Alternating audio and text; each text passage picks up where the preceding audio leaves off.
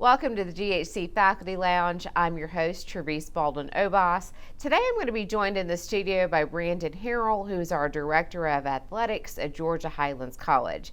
If you are interested in learning more about this fascinating program, please join us.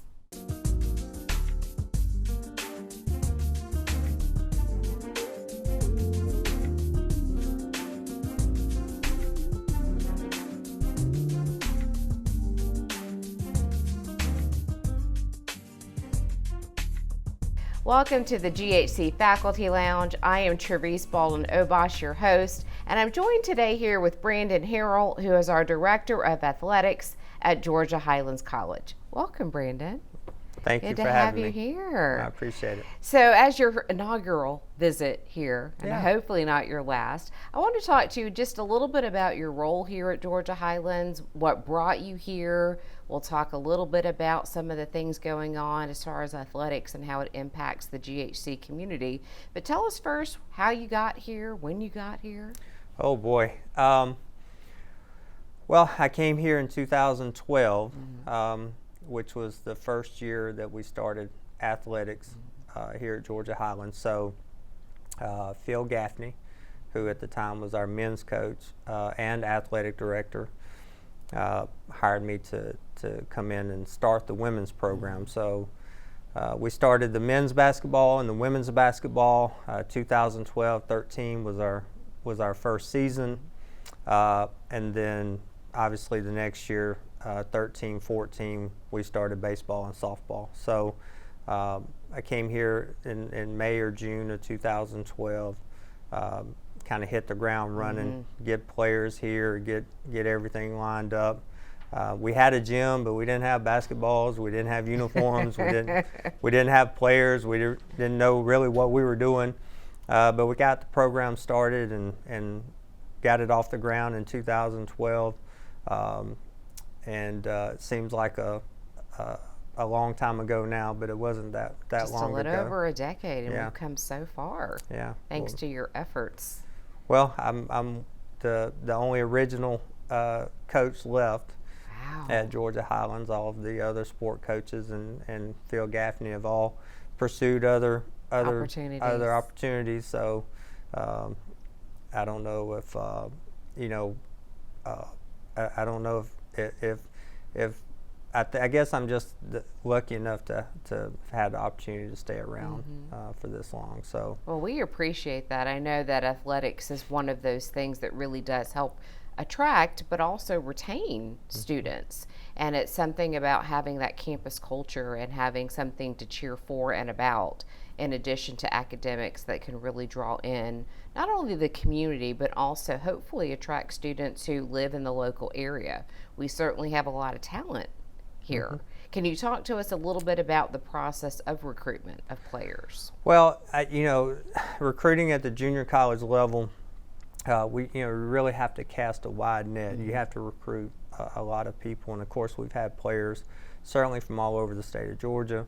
We've had players from all over the country and players from all over the world. So in my program in 11 years, I probably had 12 international students come through the program. I didn't realize we had that many. Oh yeah, wonderful. Maybe more than that, maybe 12, 14 range, but we've had quite a few come through.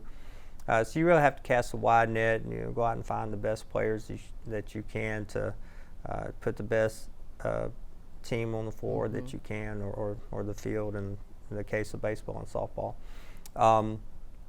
and just really the talent pool was very dispersed, but it's you certainly want to try to recruit players from the state of Georgia. Obviously players that come in with Hope Scholarship or Zale help not only with your recruiting, your scholarship budget, but things like your team GPA and things that are important help contribute. So that's a financial advantage when you can find those really good in-state players who also qualify for some of those in-state scholarships. But you don't want to limit yourself. Absolutely. So to remain competitive, you got to go out and find competitive players, and fortunately we've been able to do that here at Highlands over since we started the program. And we met some really, we created relationships with some really good student athletes, really good people. And it's so funny now, like 10 years down the road, I still have conversations with those student athletes. Our men's coaches still have conversations. They come to games, they swing by campus on their way through, send text messages, phone calls, of course Zoom, WhatsApp now, so you have all of that.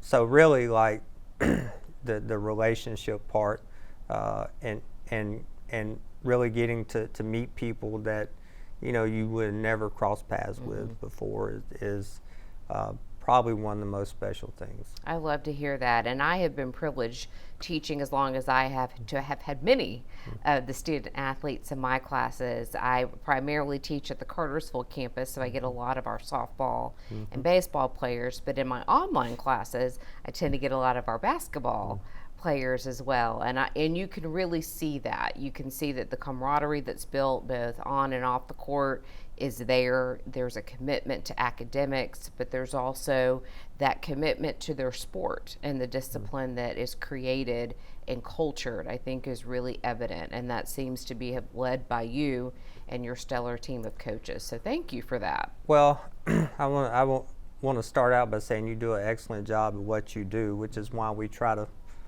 get players in your classes, because you want our student athletes to not only grow but also have a chance to be successful. So it's no coincidence that you've had a lot of student athletes, and we appreciate the time that you put into them. We are very, very proud of in athletics, and we average about an 80% graduation rate, which is way above the norm. Yes, it is. So we are extremely proud of that. We've had multiple NJCA academic All-Americans throughout our time here. Our all academic teams at the conference level, the numbers would probably astound a lot of people at the academic success we've had, in addition to the athletic success that we've had over the time. And there's probably a lot of our fault, but that's the story that doesn't get told as much as it should get told. There's always a stigma around athletics, right? And I tend to jump and take up for the athletes, because we always equate playing a sport is like having a full-time job, right, and trying to go to school and trying to, there's not much room for social activities when you're a student athlete. You're involved in your sport, on an average day, 2, 3, 4 hours maybe. You got study hall, tutoring on top of that, and you're trying to go to class.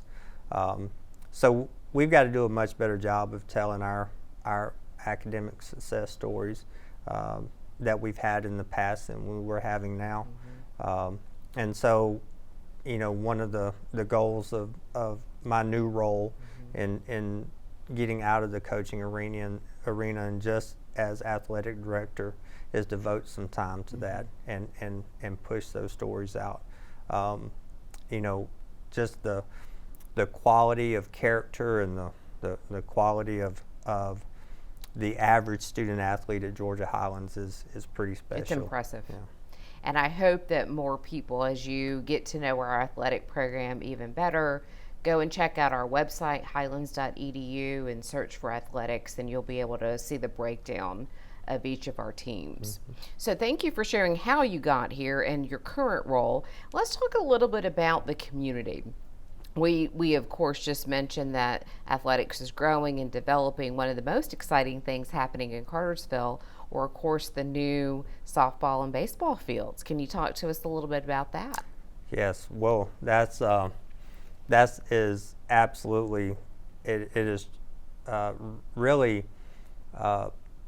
unthinkable for a school of our size to be blessed with the facility that we have in Cartersville.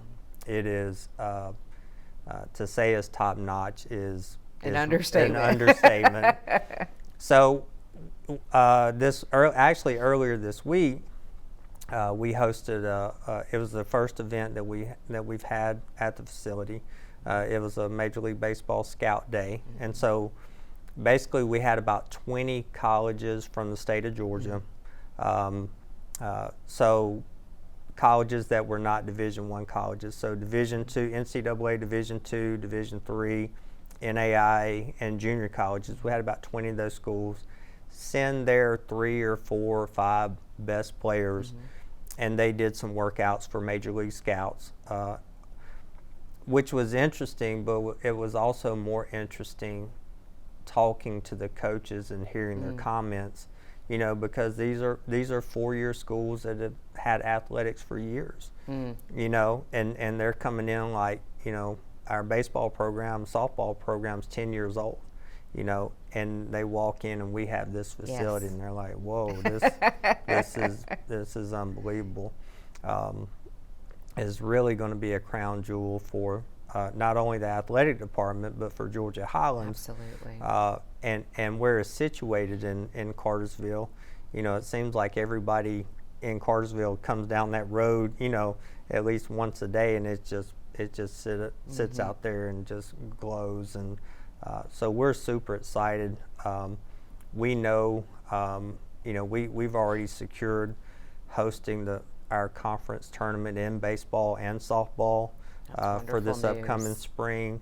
We're going to have, you know, a lot of teams coming in to play. It's really has a chance to be something really special for our college, our department, and our community in Cartersville. And we're excited about managing that road, you know, going forward, and trying to really make the best of that facility and use it to the most benefit of everybody, all the stakeholders involved. Yes. So it's going to be an interesting process, but we're super excited about it. And we encourage you, that those of you who are watching, to follow Georgia Highlands College for all of these exciting opportunities available to you. Come out and cheer and support our teams. I know that they would really appreciate that. Absolutely. And we have really good players. You know, we have players that go on to play at very high level. You know, we've had you know, 2 or 3 pro players come out of our baseball program. I've got 3 or 4 of my former players that have played professionally. Men's basketball has had 5 or 6 players go on to play professionally. So it's really a high level of what we do. It's very entertaining, and you know, I think that's something else that people who don't follow 2-year college programs really don't understand the level that we compete at. It's a lot of fun to watch. It is. Absolutely. As we kind of transition, I wanted to talk to you a little bit more about your personal life. I know this is your professional life, but I'm sure it does really end up being a lot of what you have to put your mind, attention, and focus to. But I do want the audience to get to know you a little bit more. So what are some fun facts about Brandan Harrell? If you could maybe describe yourself in 5 words or less. In 5 words or less. You know, I don't know if I can do it in 5 words, but you know, when I'm away from work, I'm a tinkerer. I like to get out in the garage and tinker on things. I have some old motorcycles and things around the house. So you know, I don't have any hobbies that really consume me, golf or tennis or those kind of things. My wife and I, we do, you know, we get into some other things, but mostly about taking care of our kids and just enjoying them and following them around. And well, we will actually talk more about that after our break. So please stay tuned. More with Brandan Harrell once we come back from the break.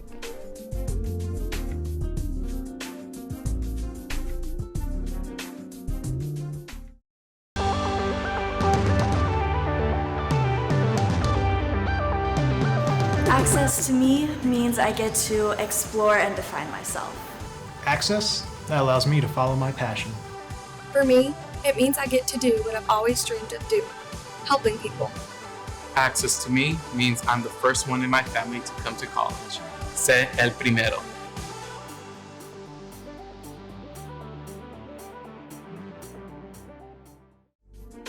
Welcome back to the GHC Faculty Lounge. Travis Baldwin-Obas back here with Brandan Harrell. As we went to break, we were talking to Brandan a little bit about some of his hobbies and things he does in his spare time. You mentioned you're a tinkerer.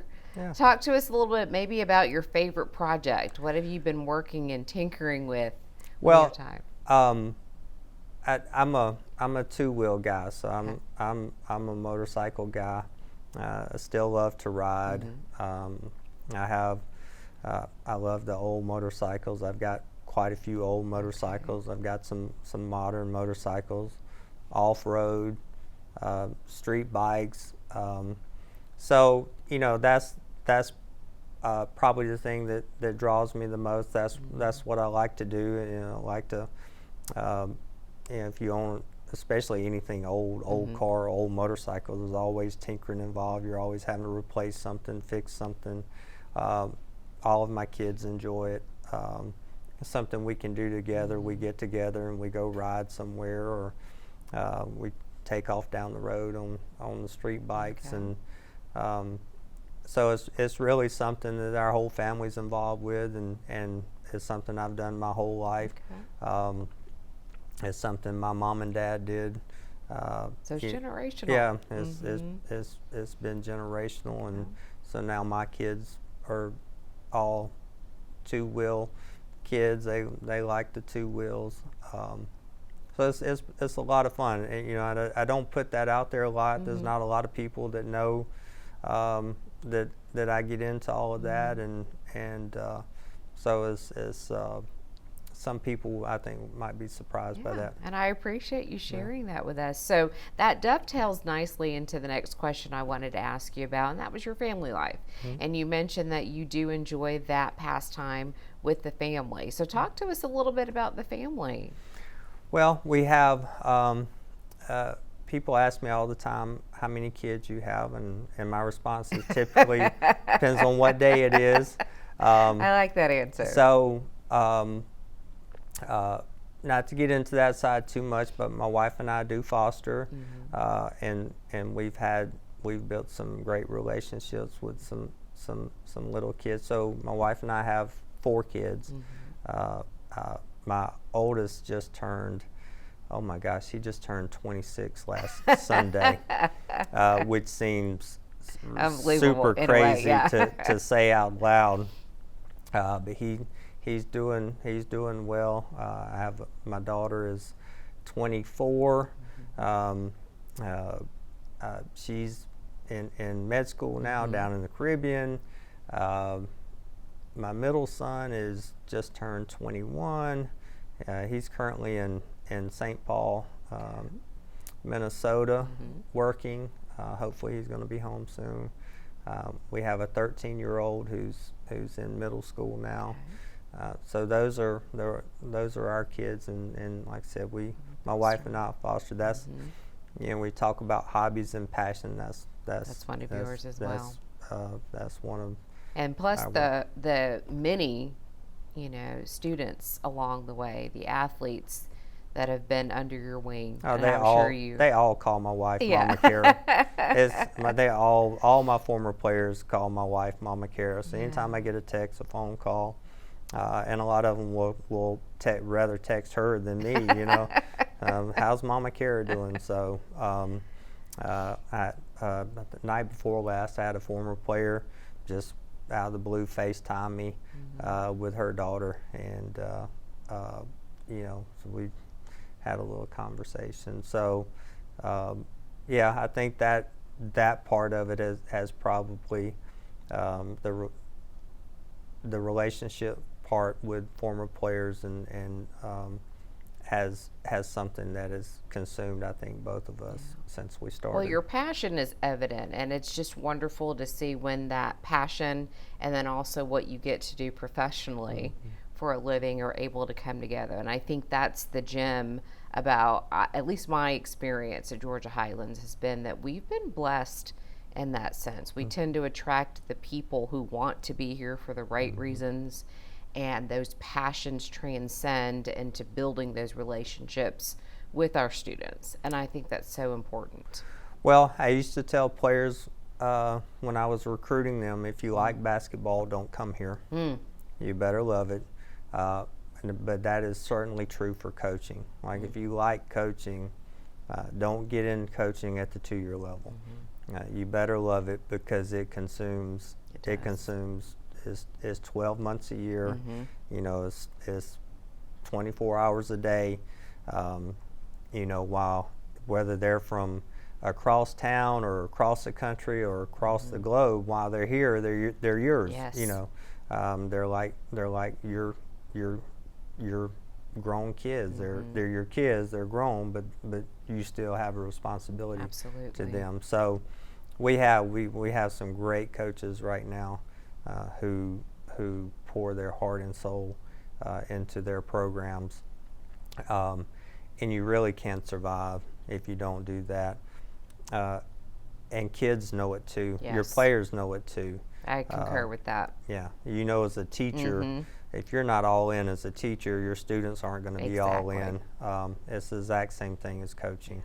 You know, you better be all in, or they're going to sniff you out. Absolutely. And you're not going to be very successful. So, and I think you can measure how much our coaches are all in by the level of success that we've had. That's one of the indicators. But also about what their former players say about them as well. Now, you mentioned success, and I know success means different things to different people. Some people equate it with money or wealth or whatever the case may be. I feel like our students benefit from what you just said, having those coaches that are in it for the right reasons, are passionate about what they do, love what they do. I am sure that you have had people that you have looked up to. Can you give us maybe a couple of names of individuals that over the years have served as mentors to you? Oh boy, man, I when I first got into coaching 20 years ago, at the time Georgia Perimeter College was the best team in our league. James Walden. And some of our other coaches in the league initially, as I talked to them, had some very not positive things to say about him. But I knew he was the best in our league, and that intrigued me.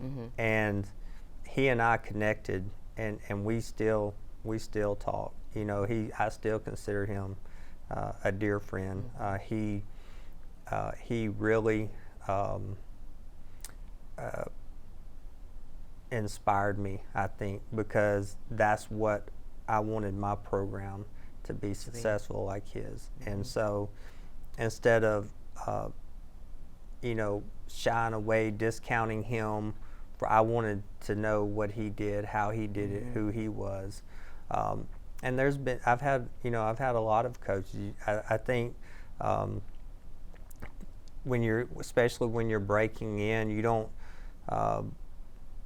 And it was different for me because I never played competitive basketball. You know, I was a football, baseball guy in high school. Played some baseball in college, but I wasn't a basket. I didn't. So I didn't have that high school coach or that college coach that I did everything just like they did just because that's all I knew. Right.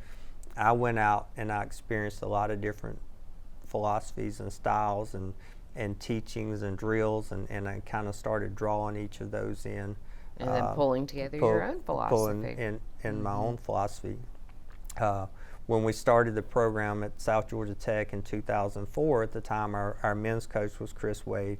He had started our men's program at South Georgia Tech in 2001. And I learned a lot from him, you know, because I went to a lot of his practices. We watched film together. We had a lot of conversations. I learned a lot from him. He was a really good coach, still is a good coach. but there's coaches all over. That you can draw experience and like you're saying, philosophy. And what intrigues me when I interview people and they talk about mottos or how mantras or maybe how they like to live their life, they usually is not just one person. It's like you just said, you pull from the experiences that you have, you pull from even sometimes completely different areas. Oh yeah. Other than maybe in the field or discipline that you were specifically in. I tell my players up front, I'm like a football coach that happens to be coaching basketball, because that was my passion. That's what I played, and I do have a little bit of that football mentality, and I think that's one of the things that's helped me along the way is because I haven't been a cookie cutter basketball coach that just adopted somebody. I've taken some different things. But I have coached with a little bit of football mentality. You get that little, you want that little grit. You want your players to play with a little edge, and the kids I've had have responded to that for the most part. And they're beautiful young female souls off the court, but you want them to step in those lines and play with a little edge, with a little grit, and gain that competitive advantage. Be the strongest one, be the toughest one. Out tough your opponent, outwork your opponent, and then so we've tried to instill that into our players, and I think most of them truly have appreciated that. Yeah, and you're really teaching them such valuable life lessons in doing that. Yes, that's great too at the college level and the experience that they're gaining, but they can take that and make it applicable to the real world and being able to understand and navigate and pivot when life throws them curveballs and how to actually take things as they come. I think that's a really vital experience. It's hilarious to get those calls, Coach. I know what you're talking about. I didn't know what you were talking about at the time, but now I get it. Absolutely. Now I understand. Yeah. And you have been really transparent about how your passions have been able to propel you forward. As you think about your 20-plus career, in almost 11 years here at Georgia Highlands, what does retirement look like, or is there anything still on your bucket list that you hope to accomplish? Well, there are quite a few things here at Highlands that I want to get done. That I want to check the box before I take that next step. I'm telling you now, there's some days the idea of retirement seems really nice. I have no idea when that's going to come. I think I have, maybe 5 years left. Who knows what the world is going to look like in 5 years. Some days it seems very, very tempting. But there are some things I want to get done at Highlands. Our new, I can't say new president anymore because he's been here for over a year now.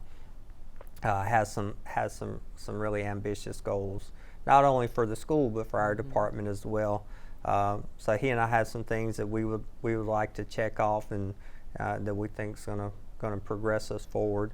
We want to make all of our athletic teams financially sustainable for years to come, and not kind of living paycheck to paycheck, like we've had to do at times when you're starting,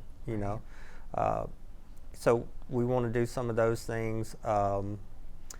There's some things that we do with our student athletes that we want to get better at. We certainly having conversations about down the road adding more sports, growing the department, so you're giving more opportunities to student athletes. You're giving more chances to compete and stay engaged and graduate and all of those things. So there's a pretty good pretty good size list of things that I would love to see. Well, Before. stay tuned, everybody. As you can see, there's a lot happening at Georgia Highlands College, particularly when it comes to our athletic program. Please stay tuned. My name is Therese Baldwin Obas, and I want to thank you, Brandon, for joining us at the GHC Faculty Lounge. Please visit highlands.edu for more information about our athletic program. See you next time.